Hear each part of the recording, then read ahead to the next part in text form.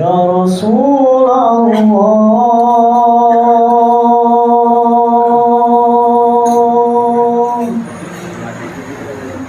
يا حبيب الله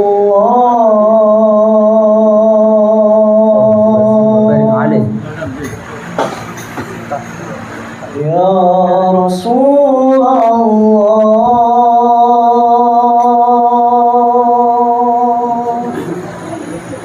يا حبيب الله محمد ابن عبد الله محمد ابن عبد الله محمد ابن عبد الله محمد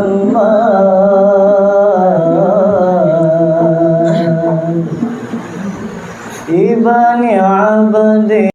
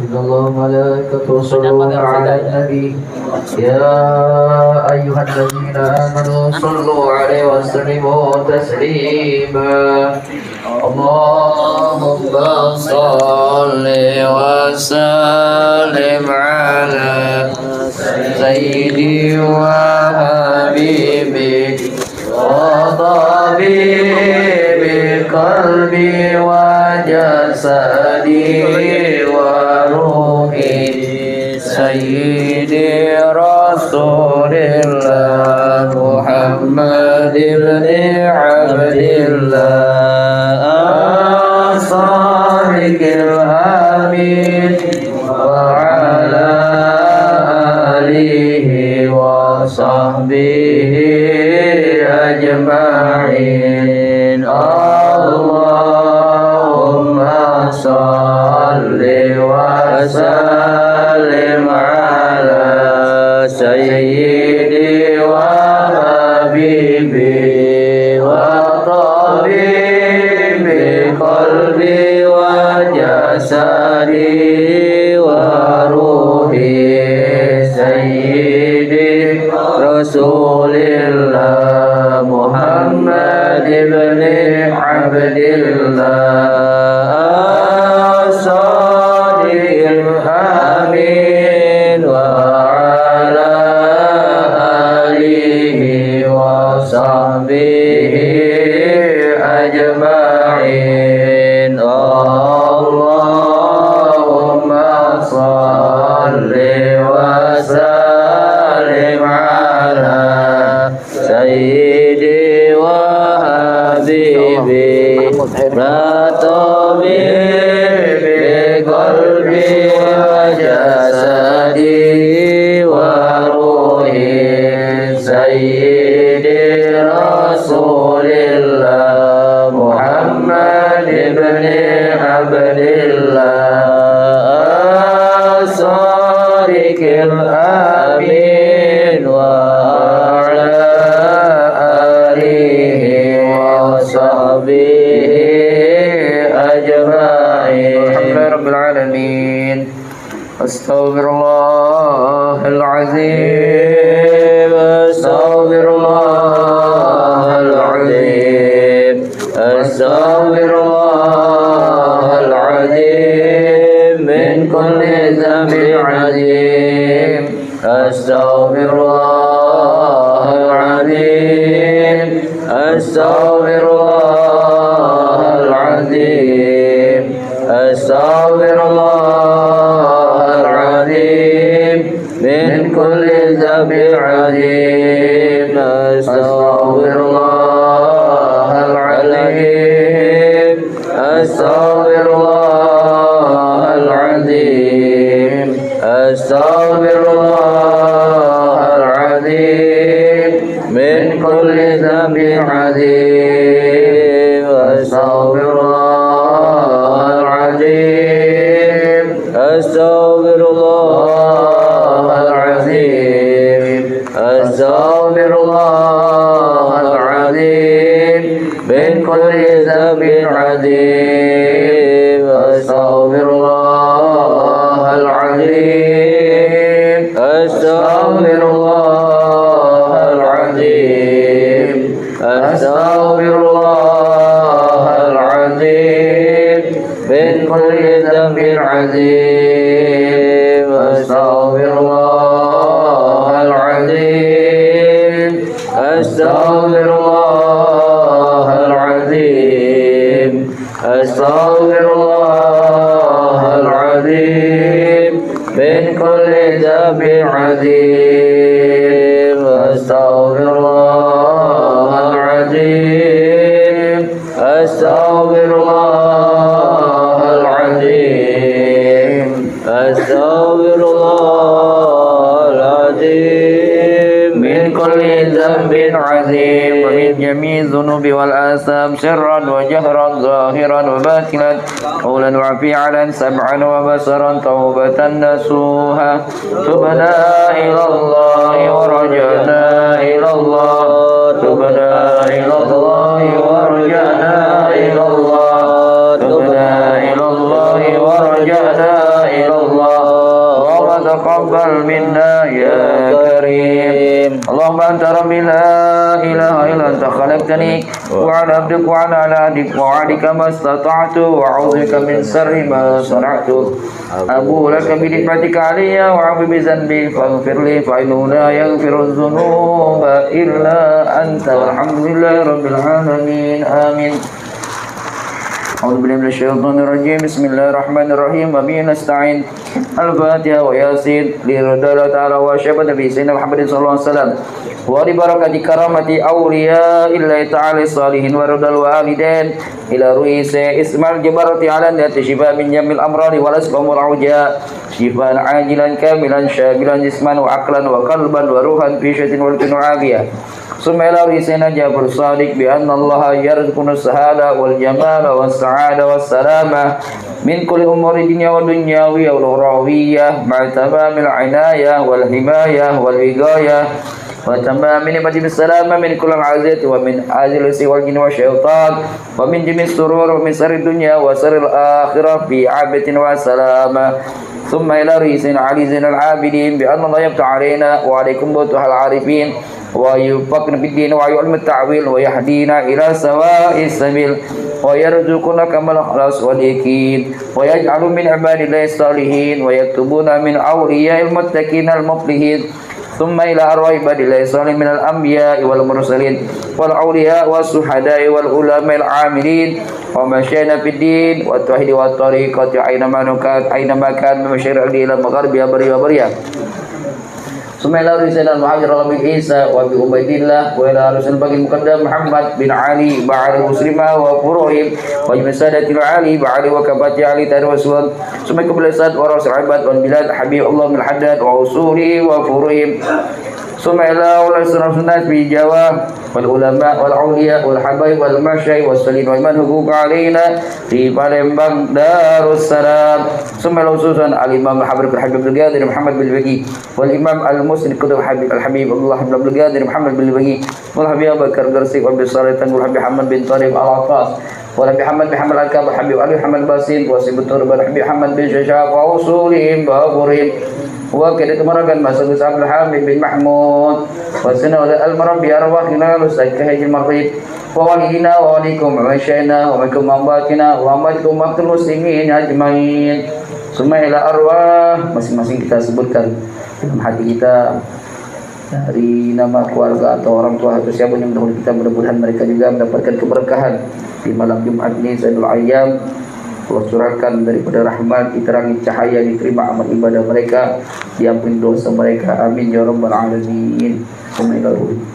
Allahumma umi hajjal jaraim bismillahirrahmanirrahim hajjal zambi akhirnya wal marhum sadahabat karim markab wal marhum sebagai bentuk ia bin sayyidul marhum umar tayyib marhum ini 13 dan 14 ibn sulaiman marhum ini aku wahina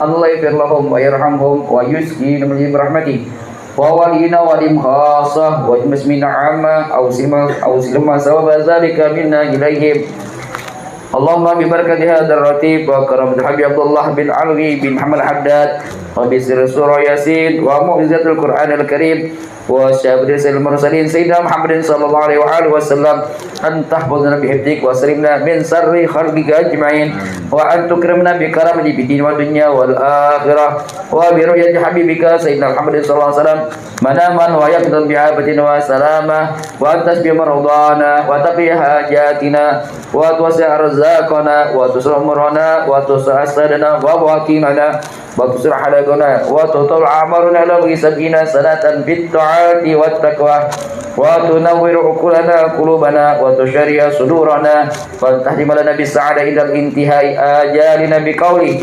la ilaha illallah la ilaha illallah la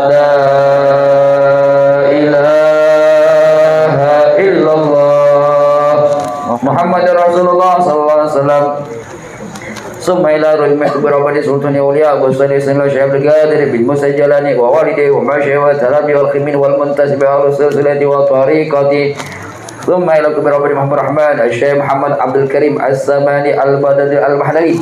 يا سمان يا سمان ya Saman. Masing-masing kita berdoa bermohon bermunajat kepada Allah Ta'ala di malam Jumat Sayyidul Ayyam yang doa dijabah di bulan Rajab pula, dan berkah daripada orang yang berhadat karamah sadrati karamah awliya salihin para guru-guru kita, berkah Nabi Muhammad. Mudah-mudahan izin Allah kebenarannya doa dan hajat kita semua, baik hajat agama dunia dan akhirat, baik untuk diri kita ataupun siapapun yang kita doakan, insyaallah dijabah dikabul oleh Allah Ta'ala. Amin ya rabbal alamin. Ya Allah istajib doana ya Rabb.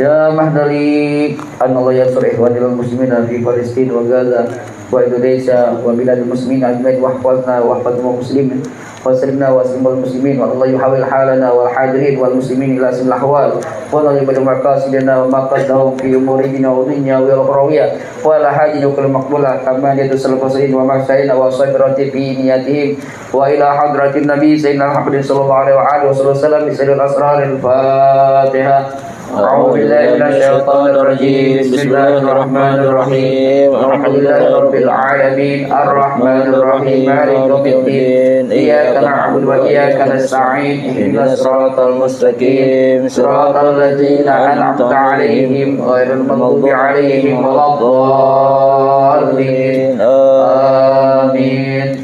أعوذ بالله من الشيطان الرجيم. بسم الله الرحمن الرحيم. ياسين والقرآن الحكيم إنك لمن المرسلين على صراط مستقيم تنزيل العزيز الرحيم لتنذر قوما ما أنذر آباؤهم فهم غافلون لقد حق القول على أكثرهم فهم لا يؤمنون إنا جعلنا في أعناقهم أغلالا فهي إلى الأذقان فهم مقمحون وجعلنا من بين أيديهم سدا ومن خلفهم سدا فغشيناهم فهم لا يبصرون وسواء عليهم أأنذرتهم أم لم تنذرهم لا يؤمنون إنما تنذر من اتبع الذكر وخشي الرحمن بالغيب فبشره بمغفرة وأجر كريم. إنا نحن نحيي الموتى ونكتب ما قدموا وآثارهم وكل شيء أحصيناه بإمام مبين. واضرب لهم مثلا أصحاب القرية إذ جاء المرسلون إذ أرسلنا إليهم اثنين فكذبوهما فعززنا بثالث فقالوا إنا إليكم مرسلون قالوا ما أنتم إلا بشر مثلنا وما أنزل الرحمن من شيء إن أنتم إلا تكذبون قالوا ربنا يعلم إنا إليكم لمرسلون وما علينا إلا البلاغ المبين. قالوا إنا تطيرنا بكم لئن لم تنتهوا لنرجمنكم وليمسنكم منا عذاب أليم. قالوا طائركم معكم أئن ذكرتم بل أنتم قوم مسرفون. وجاء من أقصى المدينة رجل يسعى قال يا قوم اتبعوا المرسلين اتبعوا من لا يسألكم أجرا وهم مهتدون. وما لي لا أعبد الذي فطرني وإليه ترجعون. أأتخذ من دونه آلهة إن يردني الرحمن بضر لا تغن عني شفاعتهم شيئا ولا ينقذون. إني إذا لفي ضلال مبين. إني آمنت بربكم فاسمعون. قيل ادخل الجنة قال يا ليت قومي يعلمون بما غفر لي ربي وجعلني من المكرمين. وما أنزلنا على قومه من بعده من جند من السماء وما كنا منزلين إن كانت إلا صيحة واحدة فإذا هم خامدون يا حسرة على العباد ما يأتي من رسول إلا كانوا به يستهزئون ألم يروا كم أهلكنا قبلهم من القرون أنهم إليهم لا يرجعون وإن كل لما جميع لدينا محضرون وآية لهم الأرض الميتة أحييناها وأخرجنا منها حبا فمنه يأكلون وجعلنا فيها جنات من نخيل وأعناب وفجرنا فيها من العيون ليأكلوا من ثمره وما عملت أيديهم أفلا يشكرون سبحان الذي خلق الأزواج كلها مما تنبت الأرض ومن أنفسهم ومما لا يعلمون وآية لهم الليل نسلخ منه النهار فإذا هم مسلمون والشمس تجري لمستقر لها ذلك تقدير العزيز العليم والقمر قدرناه منازل حتى عاد كالعرجون القديم لا الشمس ينبغي لها أن تدرك القمر ولا الليل سابق النهار وكل في فلك يسبحون وآية لهم أنا حملنا ذريتهم بالفلك المشحون وخلقنا لهم من مثله ما يركبون وإن نشأ نغرقهم فلا صريخ لهم ولا هم ينقذون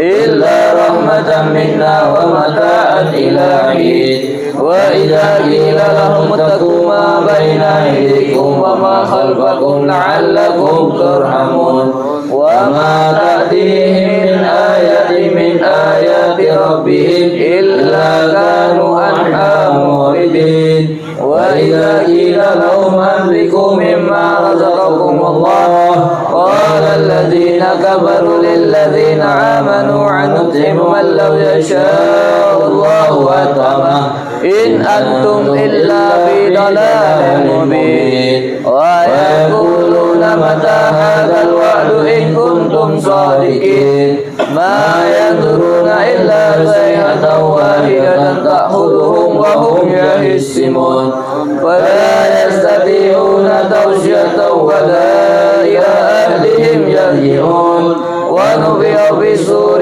فإذا هم من الأجداث إلى ربهم ينسلون قالوا يا ويلنا من بعثنا من مرقدنا هذا ما وعد الرحمن وصدق المرسلون إن كانت إلا صيحة واحدة فإذا هم جميع لدينا محضرون فاليوم لا تظلم نفس شيئا ولا تجزون إلا ما كنتم تعملون إن أصحاب الجنة اليوم في شغل فاكهون هم وأزواجهم في ظلال على الأرائك متكئون لهم فيها فاكهة ولهم ما يدعون سلام قولا من رب رحيم وامتازوا اليوم أيها المجرمون ألم أعهد إليكم يا بني آدم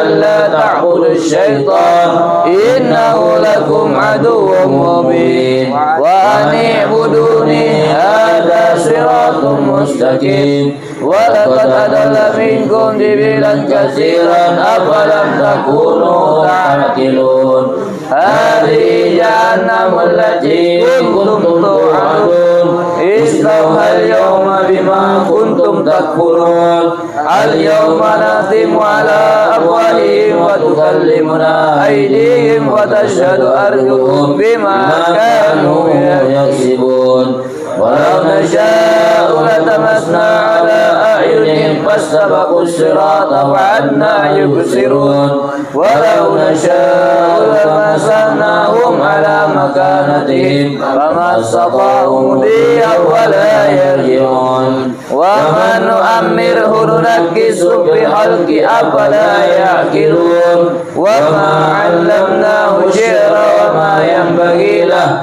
إن هو إلا ذكر وقرآن مبين لينذر من كان حيا ويحق القول على الكافرين أولم يروا أنا خلقنا لهم مما عملت أيدينا أنعاما فهم لها مالكون وذللناها لهم ومنها ركوبهم ومنها يأكلون ولهم فيها منافع ومشارب أفلا يشكرون واتخذوا من دون الله آلهة لعلهم ينصرون لا يستطيعون نصرهم وهم لهم جند محضرون فلا يحزنك قولهم إنا نعلم ما يسرون وما يعلنون أولم ير الإنسان أنا خلقناه من نطفة فإذا هو خصيم مبين وضرب لنا مثلا ونسي خلقه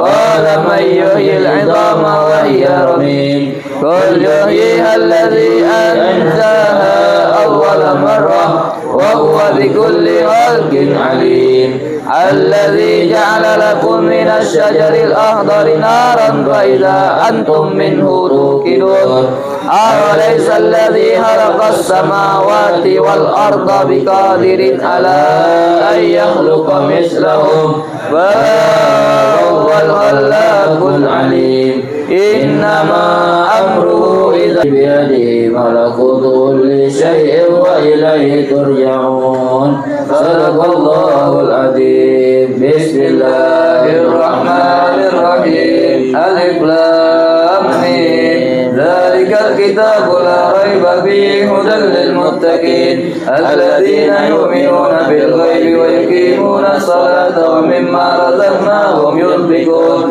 والذين يؤمنون بما أنزل إليك وما أنزل من قبلك وبالآخرة هم يوقنون أولئك على هدى من ربهم وأولئك هم المفلحون وإلهكم إله واحد لا إله إلا هو الرحمن الرحيم الله لا إله إلا هو الحي القيوم لا تأخذه سنة ولا نوم له ما في السماوات وما في الأرض من ذا الذي يشفع عنده إلا بإذنه يعلم ما بين أيديهم وما خلفهم ولا يحيطون بشيء من علمه إلا بما شاء وسع كرسيه السماوات والأرض ولا يعوده حفظهما وهو العلي العظيم لله ما في السماوات وما في الأرض وإن تبدوا ما في أنفسكم أو تخفوا يحاسبكم به الله